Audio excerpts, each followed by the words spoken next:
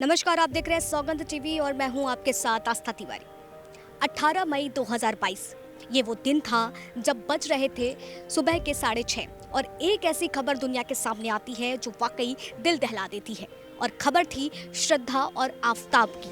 जी हाँ, ये वही श्रद्धा आफताब का मामला है जो अगर देखा जाए तो जिस तरीके से लिव इन रिलेशनशिप में रहने के बाद आफताब ने अपनी ही गर्लफ्रेंड का जो है 35 टुकड़े कर दिए थे और उसको जगह जगह फेंकने की बात सामने आई थी। अब इसी को लेकर के आज सुप्रीम कोर्ट में सुनवाई हुई जिसमें आरोप तय किए गए हैं और लेकिन इस पूरे मामले पर जो है आफताब ने इनकार करते हुए कहा है कि मैंने कोई सबूत नष्ट नहीं किए हैं, ये जो सुनवाई है आगे होनी चाहिए। इस देखिए इस खास रिपोर्ट में।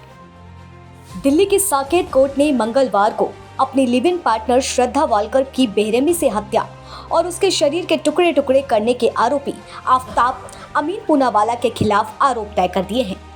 साकेत कोर्ट ने आरोपी आफताब अमीन पूनावाला के खिलाफ हत्या 302 और सबूत नष्ट करने 201 के मामले में आरोप तय किया है। साकेत कोर्ट ने कहा है कि तमाम बहस को सुनने के बाद दिल्ली पुलिस ने पर्याप्त सबूत पेश किए जिससे प्रथम दृष्टया आफताब के खिलाफ हत्या और सबूत नष्ट करने का मामला बनता है।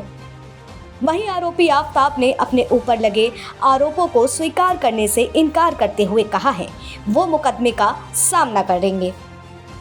कोर्ट ने आफताब पर लगे आरोपों को उसे पढ़कर सुनाया। कोर्ट ने कहा कि 18 मई 2022 को अज्ञात समय पर सुबह 6:30 बजे के बाद श्रद्धा वालकर की हत्या की गई, जो आईपीसी की धारा 302 के तहत दंडनीय अपराध है।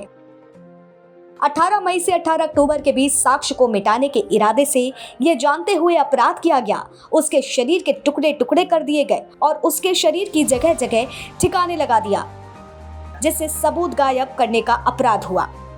अदालत ने आफताब से कहा है कि मूल रूप से आपके ऊपर श्रद्धा की हत्या और उसके शरीर के अंगों को छतरपुर और अन्य स्थानों पर ठिकाने लगाने का आरोप लगाया गया है।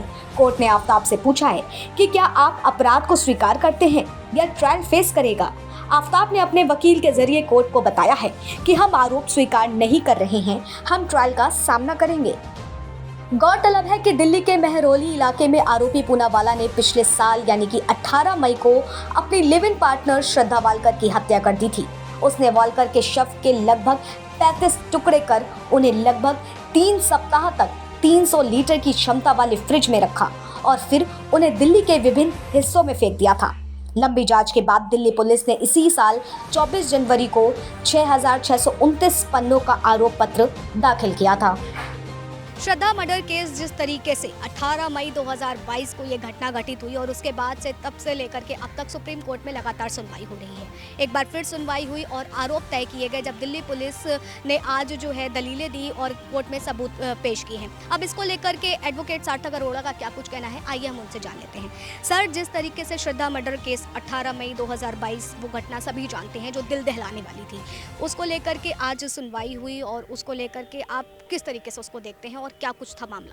ये जो घटना आई है इसने आप और मैं नहीं पूरी सोसाइटी को ही एक तरीके से बहुत तरीके से शॉक कर दिया है और उसको मैं क्या हर कोई फॉलो कर रहा है। आज जो रीसेंट डेवलपमेंट उसमें आई है कि उस पर 302 का मुकदमा चलेगा, उस पर एविडेंस मिटाने का मुकदमा चलेगा और यही नहीं, इस पर्टिकुलर श्रद्धा आफताब के केस के बाद बहुत सारी रीसेंट डेवलपमेंट्स हुई है जहाँ पे ऐसी सेम टाइप के इंस्टेंसेस आ रहे हैं। तो ये सोसाइटी के लिए बहुत ही दिल झंझोड़ देने वाली हरकत है और मेरे को लगता है इस पर सख्त से सख्त कार्रवाई कोर्ट करेगी और शायद फास्ट ट्रैक मैकेनिज्म से इस कोर्ट का इस पर्टिकुलर डिस्प्यूट का सोल्यूशन निकलेगा। जब ये केस आया सामने और इसमें बात की गई 35 टुकड़े कर दिए गए और सबूत मिटाने की कोशिश की गई, आज जिस तरीके से कोर्ट में पूरा मामला पे सुनवाई हुई और आरोप दिल्ली पुलिस के सबूत देने के बाद आरोप तय किए गए, लेकिन आफताब का इस पूरे मामले पे कहना है वो सुनवाई आगे करवाना चाहता है क्योंकि उस पर जो आरोप लगे हैं वो गलत है। क्या कहेंगे? मेरे हिसाब से उसको ये नहीं करना चाहिए क्योंकि काफ़ी एक्सटेंट तक ये प्रूव हो चुका है कि उसने ये किया है।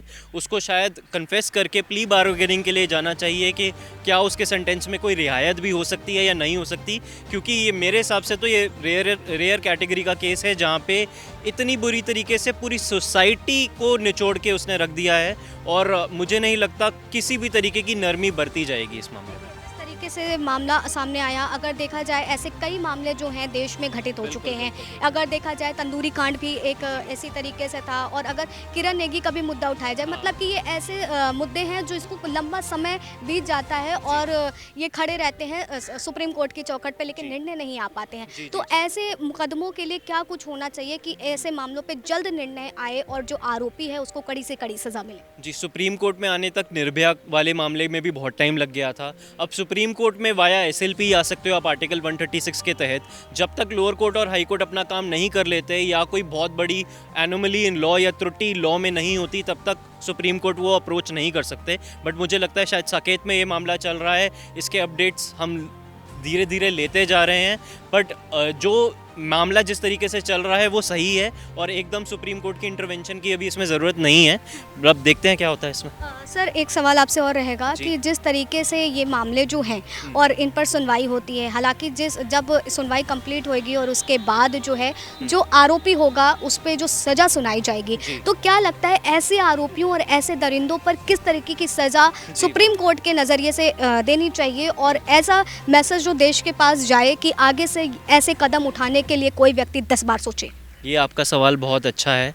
देखिए, इंडियन पीनल कोड जो इसके लिए सज़ा देता है वो तो उस पर जाएगी ही जाएगी, पर ऐसा अनप्रेसिडेंटेड इवेंट जो कभी पहले हुआ नहीं, उस पर डेफिनेटली कोर्ट की कोई ना कोई कमेंट ज़रूर आएगी। ठीक है, कि ऐसे इंस्टेंसेस बार बार रिपीट ना हो। तो उसके लिए सबसे पहले तो मैं ये चाहूँगा जो वहाँ के सरकारी वकील हैं वो पहले ये प्ली लेके देखें कि क्या, क्योंकि वो मानता है कि उसने सब ये किया है, चार्जशीट दाखिल हो चुकी है, इनिशियली इन्वेस्टिगेशन में उन्हें सारे एक्सेप्ट कर ली, तो why waste the precious time of the society and the court? Accept to your guilt, accept to the fact that you have committed this crime and let's see what the court says और does. तो देखिए, ये इस पूरे मामले पे जिस तरीके से सार्थक अरोड़ा ने बताया कि किस तरीके से इन मामलों पे सज़ा देनी चाहिए और फास्ट ट्रैक पे मामले जाने चाहिए ताकि जो न्याय है जल्द से जल्द वो मिल सके। तब तक के लिए देखना होगा कि आखिर इस पूरे मामले पर कब सुप्रीम कोर्ट अपना फैसला सुनाती है। तब तक के लिए आप बने रहिए सौगंध टीवी पर। कैमरा पर्सन सुमित के साथ आस्था तिवारी।